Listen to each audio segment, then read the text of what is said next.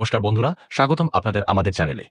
আজ আমরা আলোচনা করব মার্ভেল স্টুডিওজের বহু প্রতীক্ষিত সিনেমা অ্যাভেঞ্জার্স ডুমসডে এর ট্রেলার নিয়ে। ট্রেলার সামনে আসার পর থেকেই মার্ভেল ভক্তদের মধ্যে উত্তেজনা তুঙ্গে।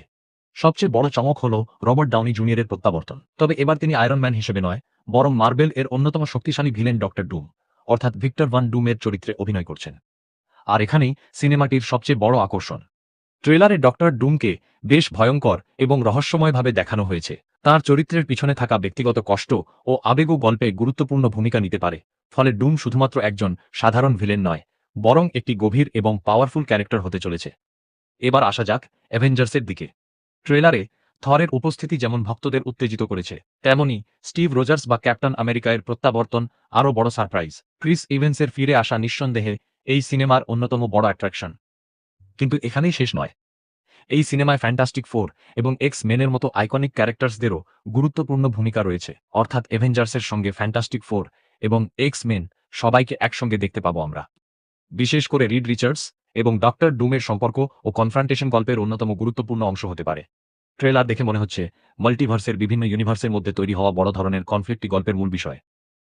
ডক্টর ডুম ঠিক কি করতে চাইছে, কেন সে বিভিন্ন ইউনিভার্সের সঙ্গে জড়িয়ে পড়ছে, আর অ্যাভেঞ্জার্স, ফ্যান্টাস্টিক ফোর এবং এক্স মেন কি একসঙ্গে তাকে আটকাতে পারবে? এই প্রশ্নগুলোর উত্তরই সিনেমার মূল আকর্ষণ হতে চলেছে। আর সবচেয়ে বড় বিষয় হল অ্যাভেঞ্জার্স ডুমসডে শুধু একটি আলাদা সিনেমা নয়, এটি ভবিষ্যতের মার্ভেল স্টোরি লাইনের জন্য একটি বড় ফাউন্ডেশন তৈরি করতে পারে এবং পরবর্তী অ্যাভেঞ্জার্স সিক্রেট ওয়ার্সের দিকে গল্পকে এগিয়ে নিয়ে যাবে। এবার যদি আমরা অ্যাকশনের কথা বলি, তাহলে ট্রেলার থেকেই বোঝা যাচ্ছে ডক্টর ডুমের পাওয়ার লেভেল অত্যন্ত বেশি। থরের মতো পাওয়ারফুল ক্যারেক্টারের সামনে ডুমের কনফিডেন্স এবং ক্ষমতা দেখে বোঝা যায় মার্ভেল তাকে খুব সহজে হারিয়ে দেওয়ার মতো ভিলেন হিসেবে তৈরি করছে না। আমার কাছে ট্রেলারের সবচেয়ে বড় পজিটিভ পয়েন্ট হল এর স্কেল এবং ক্যারেক্টার লাইন আপ।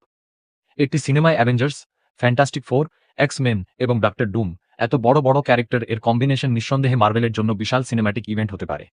তবে কিছু ভিজুয়াল এফেক্টস নিয়ে ইতিমধ্যেই দর্শকদের মধ্যে আলোচনা ও ক্রিটিসিজম রয়েছে। যদিও সিনেমা রিলিজের আগে ভিএফএক্স এর আরও কাজ হওয়ার সম্ভাবনা থাকে। আর রবার্ট ডাউনি জুনিয়রকে ডক্টর ডুম হিসেবে নেওয়া মার্ভেলের জন্য একটি বড় গ্যাম্বল, কারণ দর্শকদের কাছে তিনি এখনও আয়রন ম্যান হিসেবেই সবচেয়ে বেশি পরিচিত। তাই এখন দেখার বিষয় হল তিনি কি আয়রন ম্যানের স্মৃতি পেছনে ফেলে ডক্টর ডুমকে সম্পূর্ণ আলাদা এবং আইকনিক ভিলেন হিসেবে প্রতিষ্ঠা করতে পারেন। আপনাদের মতামত অবশ্যই কমেন্টে জানাবেন।